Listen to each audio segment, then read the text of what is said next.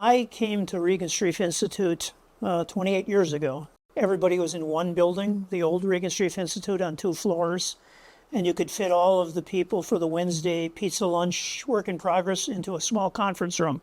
I felt at home pretty quickly, and because all of the scientists were on 2 floors, it was kind of easy to walk up and down the stairs and meet with people. It's interesting how many conversations arise when you go down to get a cup of coffee or a bottle of soda. That doesn't happen if you're not in the same building. Some of my fondest memories include training people in research. That's been a thing I've been passionate about. We've worked closely with the Clinical and Translational Science Institute, CTSI, and I ran the research education program there for almost 20 years.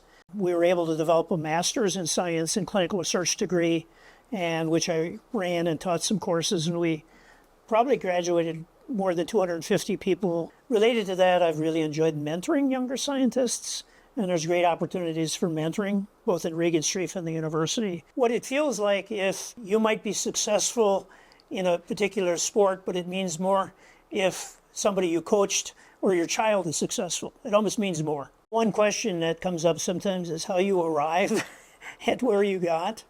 And it's different for different people. I never knew what I wanted to be when I grew up. I didn't have a dad that was a doctor. Once I became a doctor in med school, I thought one thing that I would never be interested was to do research. So I started doing a few little projects, and I got 1 or 2 published. Eventually it caught on, but it was much more serendipity than, planning. If you find something you like, stick with it, and you'll usually do well at it. What do we see for the crystal ball in terms of the next decade?